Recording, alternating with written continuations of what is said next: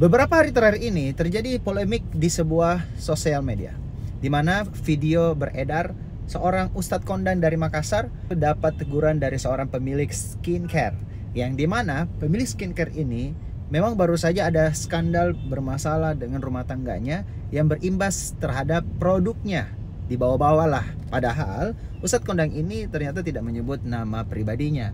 Hanya saja ini tetap polemik antara followers si Ustadz Kondang dan juga followers dari si pemilik brand. Ada apa ini? Yuk kita kupas dan analisis.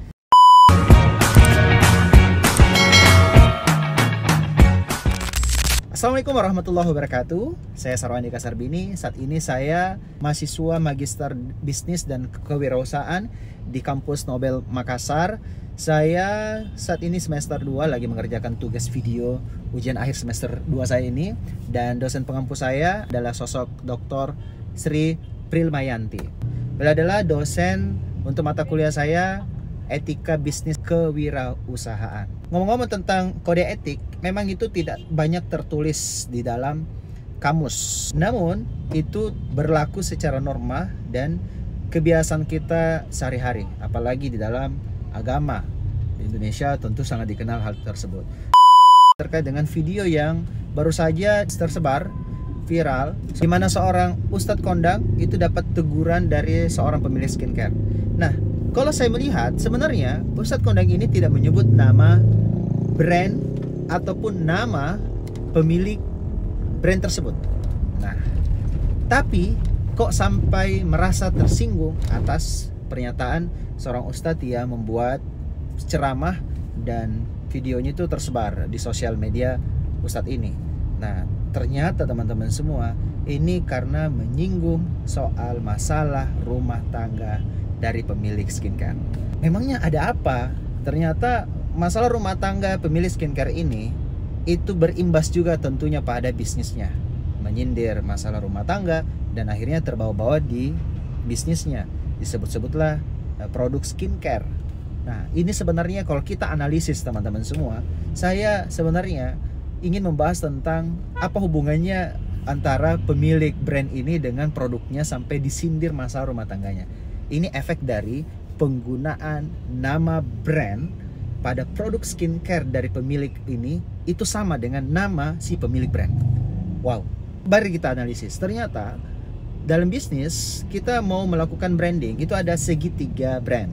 Segitiga brand ini yang pertama ada namanya personal branding, yang kedua ada namanya product branding, dan yang ketiga ada namanya corporate branding. Nah, apa sih masing-masing dari ketiga brand ini? Jadi ada seseorang yang melakukan bisnis itu fokus dengan personal brandnya, tapi ada kelemahan ketika seseorang itu terlalu fokus dengan personal brandnya. Apa kelemahannya? Ketika misalnya produknya ternyata biasa-biasa saja di pasaran, dinikmati oleh customer, ternyata tidak memberikan dampak, ya, maka yang terjadi adalah produknya pasti nggak laris dan tidak terjadi repeat order. Walau boom atau laris di hari pertama saat di launching, saat dijual. Nah, walaupun juga misalnya banyak orang-orang yang suka terhadap sosok orangnya, ya karena faktor ya personal brand. Sedangkan ketika seseorang itu membangun bisnis, itu fokus pada produk brandingnya, walau misalnya personal brandnya pemilik dari produk ini tidak dikenal, ya, atau kurang terkenal, tapi ternyata bisa saja laris. Namun butuh waktu. Kenapa? Karena ada proses yang dimana tentu ada langkah-langkahnya. Produk branding ini itu biasanya dikombinasi dengan corporate branding.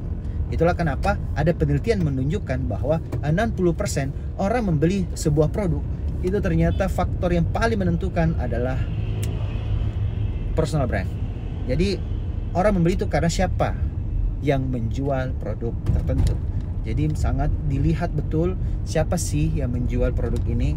Nah, biasanya orang itu percaya kalau misalnya saya bawa seseorang itu berangkat haji, dia melihat siapa yang menjualnya. Jadi kemarin misalnya saya bawa jemaah, dia tidak melihat travel saya, tapi dia melihat siapa yang mengajaknya, siapa yang menjual, siapa yang membagikan brosur.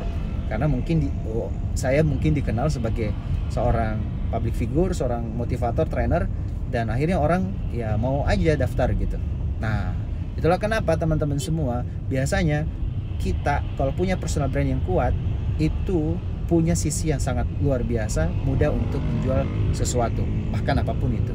Tapi waspada, secara analisisnya, kalau misalnya terjadi kasus yang seperti dialami oleh pemilik brand kosmetik dan skincare ini, yang dimana dia menggunakan nama pribadinya dan dia lekatkan pada nama produknya, apa yang terjadi ketika misalnya ada skandal terhadap keluarganya, misalnya suaminya ternyata selingkuh dengan pembantunya sendiri. Nah, ini yang disindir nih sama Ustadz Kondang di Makassar, walau tidak disebut namanya sama sekali.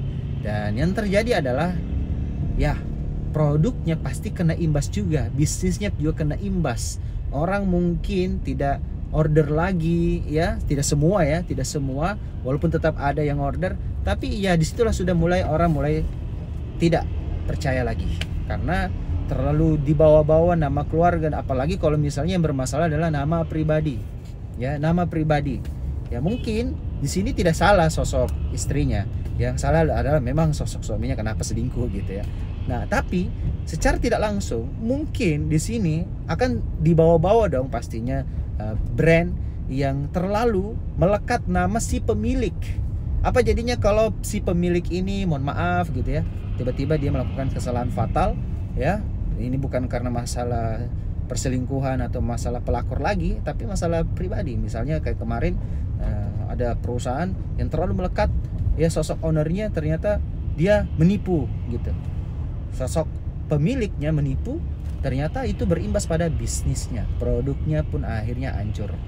Nah, di sini kenapa perlu banget kita jangan terlalu banyak fokus hanya di personal branding. Kita harus mengkombinasi. Mungkin awal-awal yes adalah personal brand, tetapi jangan pernah lekatkan nama pribadi Anda terhadap bisnis ataupun produk Anda. Saya pribadi, saya menghindari itu. Bukan apa-apa, karena saya akan meninggal dunia. Nama saya, cukuplah nama saya yang dikenang. Produk atau bisnis saya, biarkanlah tetap konsisten, tetap berkibar, tetap jaya, kapanpun itu. Karena saya mau meninggalkan, ini bukan untuk pribadi saya mau meninggalkan ini bukan hanya untuk anak-anak saya, bukan hanya untuk keturunan saya, tapi saya mau meninggalkan ini untuk legacy, for umat, untuk rakyat, untuk warga, untuk masyarakat. Karena saya punya mitra yang saya bangun, cita-citanya saya bangun impian mereka, ya. Dengan perusahaan yang saya bangun itu bukan karena saya pribadi. Saya merekrut tim, kita membangun corporate, biarkanlah corporate ini yang bekerja, biarkanlah sistem yang bekerja, produknya jaya, personal branding kita ya kita letakkan pada tempatnya, tidak sampai terlalu menonjol sehingga ketika kita misalnya ada seorang MC, dia bekerja di sebuah event organizer ataupun wedding, misalnya wedding organizer ini tidak akan dipakai jasanya kalau nggak ada MC yang nama misalnya Sarwandi Eka Sarbini, saya misalnya MC gitu. Di mana ternyata customer ini tidak mau kalau ada acara pernikahan yang diselenggarakan kalau bukan saya jadi MC-nya, misalnya kayak gitu. Nah ini kan kasihan. Jadi kalau misalnya saya tiba-tiba misalnya pindah kota ya, atau tiba-tiba naudzubillah ya sakit dan sebagainya tadi, saya kan tentunya tidak akan bisa membuat bisnis tertentu atau bisnis saya atau bisnis siapapun itu bisa berjalan ya autopilot. Jadi kalau semuanya serba pilot gitu ya, dan harus saya selalu jadi pilotnya, waduh, kita nggak akan pernah bisa pensiun dalam bisnis kita. Itulah kode etik di dalam membangun bisnis. Seperti kita belajar dari brand-brand yang lain ya, kita lihat skincare seperti Wardah, Viva, itu nama pemiliknya tuh nggak terlalu dikenal ya, sudah triliuner ya sosok pemilik dari Wardah saja. Sampai sekarang saya nggak tahu siapa nama pemiliknya tuh. Walaupun pernah saya dapat dan cari tahu atau dapat info ini adalah pemiliknya, tapi saya nggak kenal. Karena Wardah itu lebih diidentikan pada produknya, ya, pada iklannya, pada brandnya, pada kualitas dari produknya. Ya, jadi bukan karena siapa pemiliknya. Ya, walaupun pemiliknya ternyata dikenal itu sangat royal banget, sangat sering bersedekah, sangat sering membantu ya. Nah, masya Allah. Nah, disinilah letak kenapa kode etik kita perlu jaga agar bisnis kita tidak gampang ambruk hanya gara-gara kita terlalu memakai nama pribadi. Boleh nama pribadi itu kalau kita seperti malaikat atau seperti nabi. Tapi kita bukan nabi. Ya, apalagi kalau ngaku-ngaku ya, bisa dipenjara sudah. So, pastikan kita betul-betul evaluasi diri kita, jangan sampai kita terlalu fokus membangun bisnis kita, terlalu melekatkan pada personal branding. Kecuali kita bisnisnya adalah bisnis jasa, seperti misalnya kita jadi MC, jadi trainer, dosen dan sebagainya, ya oke lah. Seperti saya seorang motivator, tentu personal brand saya itu harus melekat. Namun kalau saya mau membangun perusahaan motivator atau perusahaan training, jangan sampai hanya saya yang dikenal, tapi trainer-trainer yang saya rangkul ya, atau mereka yang saya pekerjakan sebagai guru ya di lembaga kursus saya, malah yang dibutuhkan hanya selalu saya. Enggak boleh. Jadi kita harus bisa membesarkan nama ya sebuah lembaga, bukan hanya nama pribadi. Itulah kode etik yang perlu dijaga dalam membangun perusahaan. Alhamdulillah saya sudah sampai persis, dan sambil nyetir karena jalanan lapang, alhamdulillah selamat sampai di rumah. Terima kasih kepada dosen kami atas bimbingannya. Semoga kita semua dalam lindungan Allah Subhanahu wa taala. Saya Sarwan Eka Sarbini. Sampai jumpa.